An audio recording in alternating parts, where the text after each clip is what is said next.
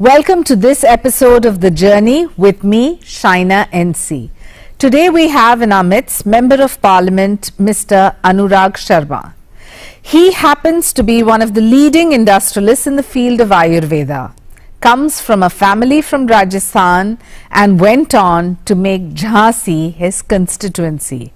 Despite being extremely successful as a director of Baidyanath Ayurved Bhavan and having many different degrees, be it that of a chartered accountant or going on to chair the chief executive of the Baidyanath Jhansi branch. I think it's very rare that you have such professional stories who are professionals when it comes to manufacturing technologies and choose to give back only through dynamic leadership. It is a known fact that Baidyanath is a household name when it comes to Ayurveda. But despite that, Mr. Sharma chose to enter active public life and politics. As a member of parliament in the Lok Sabha, we know how difficult it is to be elected, and he won first time from Jhansi constituency with a record margin of 3,65,000. Let's find out a little bit about his journey and how politics came into this field of Ayurveda. Welcome to the show. Thank you so much, Anaji, for having me on. It's quite a rare story because people keep saying that in public life and politics, there are very few professionals and professionals should enter public life. Here you had a great family background and somebody who's extremely successful in his own business practice, and you chose to get into politics. Why, when, how? Various reasons. One of the prime reason is I do run some trusts. And my father was actively in politics. He's never in business though. And when he moved on and he passed away, last one of his wishes was that I get into politics. Only because he thought I could contribute a lot. And I've always felt the need for people who come from Bundelkhand to really contribute back towards what they've given to me and my family. They've been extremely kind, generous to us. And I thought it was time, at a certain age, getting on, to get back to society and give as much as I can. But it's quite remarkable that the first election you fought in 2019, you win with 3,65,000 votes. Now, does that credit go to Prime Minister Modi as it does go to all the other candidates, or do you think you contributed a little bit in the constituency too? See, I think it primarily goes to Prime Minister Modi. It also goes to the legacy of my father and the social work he did. So it was a combined thing. So I mean, it was a record historic when I didn't expect something like this. And people there, I'm telling you, are very affectionate and generous. What are the major issues that you think Jhansi, as a representative, you need to resolve? See, from the area I come from, the entire area is called Bundelkhand. Ji. Now, Bundelkhand historically has been a very rich society in terms of valor. We of course have the Rani of Jhansi, we've had Maharaj Chhatrasal, we've had Raja Mardan Singh, Jalkari Bhai ji, we have had Avanti Bhai Lodi ji, we've had Major Dhyan Chand from Jhansi, we've had Maithili Sharan Gupt. So it's been a very historical land. Lots of cultural legacy. Huge amounts. But unfortunately, as far as the nation was progressing, we were not keeping pace. Primarily due to two reasons. One is the topography of the area. It's arid zone. It's all hard strata rock, granite, and we are in the rain shadow area, so to speak, of the Madhya Pradesh plateau. So we don't get enough rainfall. In fact, surprisingly, all the rivers which flow through that area flow north. All my rivers are not flowing. They actually start from Madhya Pradesh. Have you ever considered a concept like Jalyuk Shivar, which was so successful in Maharashtra, to just conserve all the water? Water is my prime target, and that's what we've been working towards. So I've been extremely grateful to Prime Minister Modi. There's the largest ever project being given in India is being given to Bundelkhand. It's the Ken-Betwa river linking. Just to link these two rivers, because they start from different watershed basins. Now these two rivers, once linked, it's going to be 45,000 crores. They will bring water to all the areas. And what we expect to do is, the Chandela dynasty had created over 6,000 bawdis and tals, small lakes. So that was a vision back in the day, if they thought about it. 2,000 years ago. So then shows you that they were way ahead of their times. It's amazing. So I have want to really is revive these. This time we built 250 Amrit Sarovars. It's just the revival of these Sarovars. At some point of time we will connect all these to the Ken-Betwa river linking. And water will not be a problem anymore. So I think in the next 7-8 years we will not have water as an issue. But of course we need to economically develop the area also, because Bundelkhand has always been very backward. So there's a lot of progress happening. But we've seen a lot of Prime Minister Modi's schemes which have percolated down to the poorest of poor. You take, for example, an Ujjwala. It's reached every household. You talk about Jan Dhan Yojana, Mudra Banking. So all these schemes, Ayushman Bharat, Pradhan Mantri Awas Yojana, this does go to even rural India. So does that mean that Bundelkhand has been at the receiving end, or are there some strategic mistakes of leaders in the past not having the political will? No, we are at the receiving end. It's made a huge change in my area. Bundelkhand is one of those few areas. Most of my villages don't have drinking water as yet. But we expect by this December to start the first projects of the Amrit Har Ghar Jal Yojana. Jhansi as a city has a lack of water.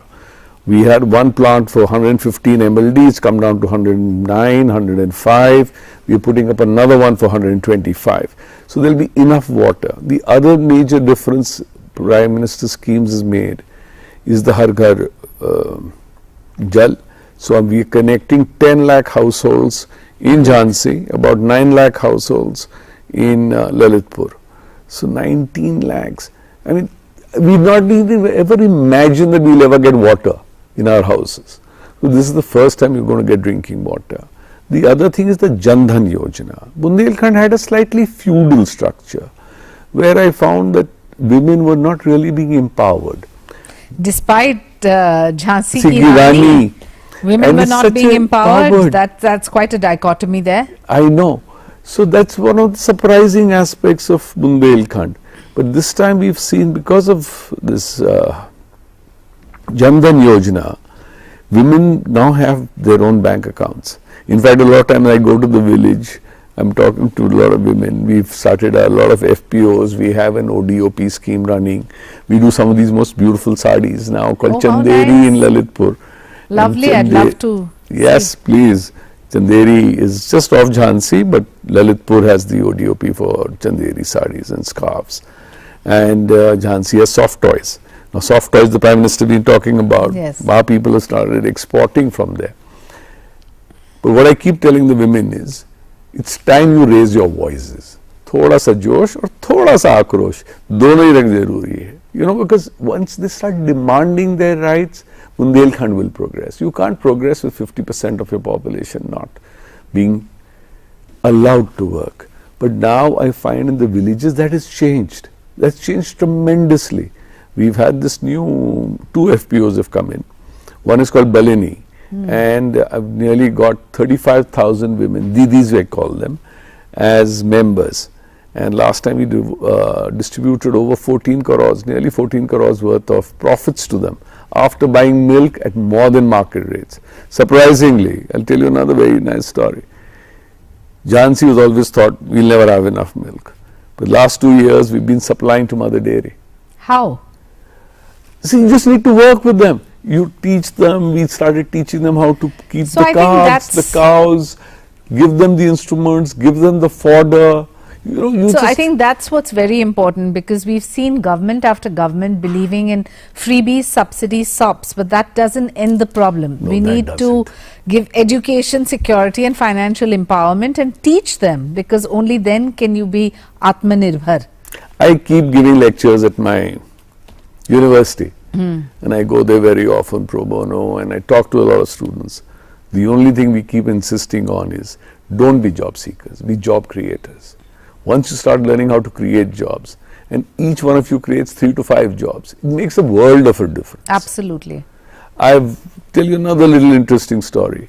We've had this boy handicapped, and he kept on asking for that motorcyclist, tricyclist thing. So finally we got him some funding, a lot of people helped him, I helped him in my constituency. He didn't buy the motorized tricycle, he bought an e-rickshaw. So now, not only is he mobile, he's also earning money. Yes, that's the difference. So that you have to keep telling them, you just need to move forward. Don't look at government soaps and doles. You can be much more than you are. Has politics in India changed? Tremendously. Do you attribute that to the Honorable Prime Minister? Because the whole world talks about how India has absolutely transformed in these 8 years, and hopefully in the years to come will be a superpower. It has changed tremendously, and that's one of the reasons I got into politics. Because I found that good people, people from an educated background, people willing to contribute towards society, people who weren't looking at politics as a profession, but they were holding back. People looking to improve society, people who wanting to work with society. We've got this huge opportunity by the Prime Minister. The Prime Minister shows you the way. I took 200 of the Bednar dealers to Kashi. Everyone was dying to come to Kashi because he's created the corridor. Yeah. So every dealer says, could call up and say, sir, please, my tickets, get my hotel done. It was such an excitement among them. Yes. I mean, they've all been to Kashi before, but since the corridor got created, everyone wants to go. The other thing that the Prime Minister has made extremely popular world over is yoga, and close to that is a cause close to your heart, which is Ayurveda. Still, one does see that whether it's Ayurvedic doctors or homeopathic doctors, they're way behind the mainstream. Why do you think, despite India having such great medical facilities and options and alternate therapy options, we aren't where we should be? I represent FICCI as a chair for Ayush Committee. I'm also a mentor of the CII. I'm also a mentor of the advisory board on Ayurveda and Ayush. So Ayush, of course, stands for Ayurveda, Yoga, Unani, Siddha and Homeopathy. For so many years, we were under the health ministry. We barely got 1% of the entire budget. Under Prime Minister Modi, he's created a separate mantralaya. We have a separate ministry. I have a secretary, Ayush, who comes as a Ved, and I'm so proud of him because he writes the word Ved in front of his name, not doctor. He's a Padam Shri, he's extremely learned, and the Prime Minister himself has promoted yoga across the world. His next steps are on Ayurveda, where he himself uses Ayurvedic medicines and helps promote the therapy. Absolutely. Now you are getting Ayush visas. You can come to India on an Ayush visa. So look at the amount they're trying to do. We have a cabinet minister, separate cabinet minister for the Ayush. It's just wonderful. We've created the All India Institute of Ayurveda here in Delhi. Right. It's a wonderful college and institute. You must go and have a look sometimes. But apart from that, under the Prime Minister, Honorable Prime Minister's guidance, we were asked and tasked with the fact that you need to create a separate export promotion council. We used to work under Farm Excel, which was the pharma body. Now we have the Ayush Excel, and it just got created 3-4 months ago. The Prime Minister has brought the WHO Center for Traditional Knowledge, the only one in the world, to India.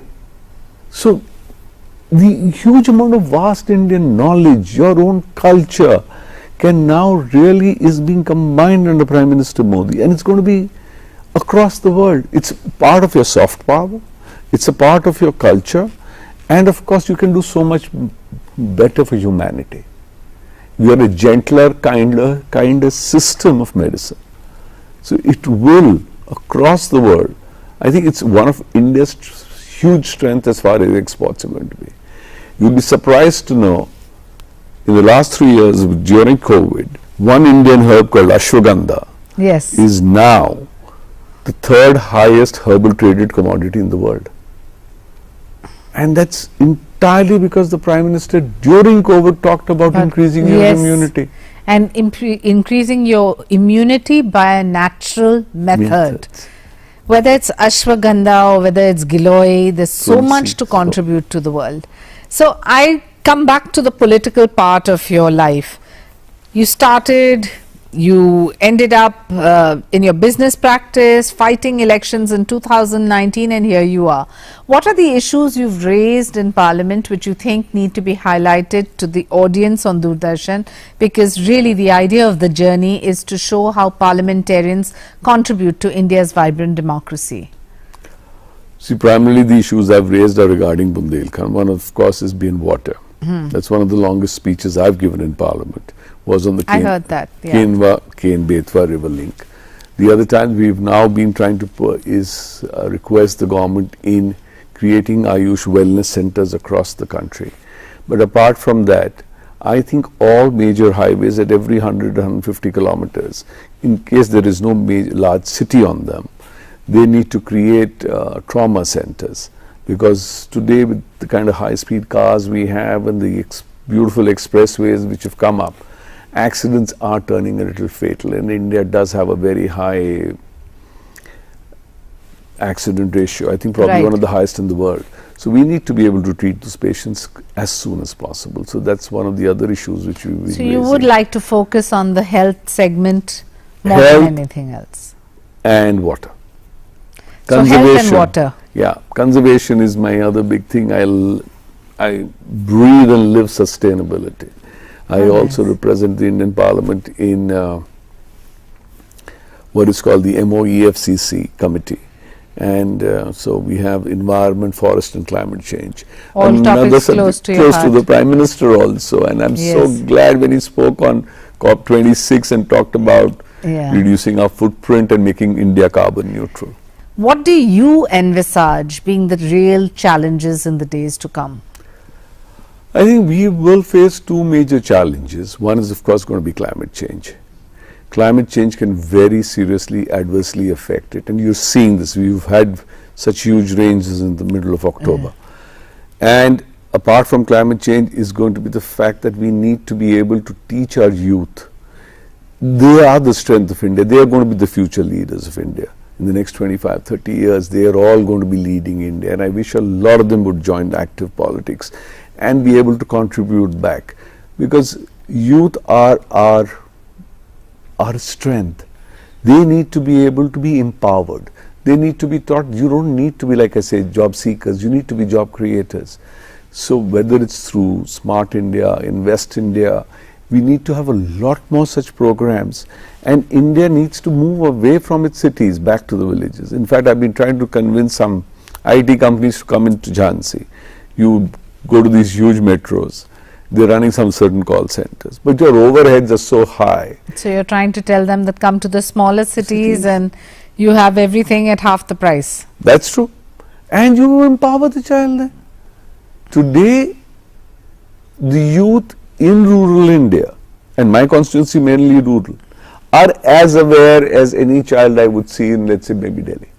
You talked about women's safety and security, and that's a topic close to all our hearts. And once you talked about Rani of Jhansi. On the other hand, the dichotomy that women still aren't as empowered as they should be, and there should be akrosh. Do you think that as a member of parliament you can transform the lives of the women living in your constituency, and if so, how? One, I'd give you an example of Balini, where we've got 35,000 women. We've started a new FPO. Most of the ODOPs, we are working with women. They're the ones who are doing most of the weaving, making the soft toys. I'm insisting across my constituency that every government approved mela or any, even if it's in the private sector, any cultural program happens, they must be given a space there so they can sell their products and wares. And Bundelkhand luckily has another culture where we've actually, our farmers have been so poor, unfortunately. We've not utilized too much of fertilizer and insecticide. So our air and water and soil are not as polluted. So for them to shift to organic is the other big thing. Are the farmers aware of the central government schemes, be it the insurance, Fasal Bima, be it the Nidhi Samman? Are they aware of all the provisions that the government has made for them? Yes, they are, but a lot of times, junior babu, so to speak, do not help translate these schemes. So that's where your political representative becomes important. Yeah, because it's all about communication, and that communicator has to be the Prime Minister at the centre, but all the other Locally champions we in have to be there. the members of parliament. Yeah, so I keep holding what I call our chopals in these villages, where we take the government machinery with us. We spend an entire day, collect about 5,000-7,000 people per chopal. They are from a couple of villages. And we list all the government schemes. We insist that every beneficiary should be enrolled right there and then. And in case there is a lack, my office takes care of it. Apart from it, I run a Sansad Rath, where we run some computers on, we go to the villages, we call the villagers and say, what are the schemes you're missing out on? So there may be a small change in his name with his Aadhaar or his land record. So you can do that. We capture the data, come back, and then again give it back to the government machinery. As we come towards the end of the show, I have two questions for Mr. Anurag Sharma. When he's not in Parliament, when he's not with his constituency, what are his hobbies and his pastime? My hobbies right now are taken a really back burner in life, so Absolutely. to speak. But okay, what is your passion? My passion used to be traveling, and I love traveling, and but now it gets restricted to a particular area in a particular zone. And the other one was, of course, music. And Nice. I used to play the sitar, and I've given that up, and I'm hoping at some point of time to be able to pick it up again. And for the women who are waiting and watching and expecting कि झांसी की रानी संसद भी पहुंच जाएगी और कहीं और भी राजनीति करने के लिए, is it quite a dichotomy that you come from a constituency which represents the most ferocious and the most feisty women, and then we don't even have that representation in Parliament? Are you hopeful for 33% reservation? I'm hoping they should. In fact, my daughter runs a company called Mantra Herbals. I shouldn't really be plugging a company here, but I'll talk about it. 95% of the employees in her company are women, and she's doing extremely well. So women, once empowered to go out and work. It's about the opportunity that is required to It's just- showcase the talent. And they need to just ask for it. I think India is now ready for getting most of our women to get to work. What is your message to the youth audience that is watching this show? Normally they abhor politicians, but when they hear of stories such as this, where a professional leaves an industrial legacy and enters politics and gives back to society, it's also very aspirational. So what would your message be to all of them? I think I'm grateful to all the youth of this country who are helping build a new Bharat. Today, please take a lot of pride in your culture, your religion, your habits, जो हम कहते हैं ना रीति रिवाज, and respect your elders because they are the storehouse of all our old knowledge. And the more we actually look past, the more we will empower our future. So looking past is a good thing, understanding from it, not repeating the mistakes we have as a nation done over the period of so many years, but you need to be really empowered. You really need to be able to communicate well, you need to be able to make your demands well, and you need to be supportive of the nation. I think India's youth are already doing most of it, and I wish them all the best in the future. They're going to lead this country to a great future soon. Thank you so much for joining us on the journey and sharing your special experiences, and we hope that year after year you are given that much more public support and you're able to deliver your dreams on ground. Thank you, Anurag. Thank you so much, Anna ji, for having me. It's been wonderful to be here. So that was Anurag Sharma ji from Jhansi constituency, a member of parliament who won the first time round by 3,65,000 votes. Quite an exemplary case of a professional who has got so many awards, be it Best Ayurvedic Manufacturing Award presented to him in the past, or various other awards which have been presented by previous luminaries. I think the fact that he could give all of that up and enter public life shows us that the journey has many such interesting stories. Please do wait for next week, where we will have another member of parliament, where he or her will share their experiences of why India is the most vibrant democracy. Until then, this is me, Shaina NC, signing off for Doordarshan.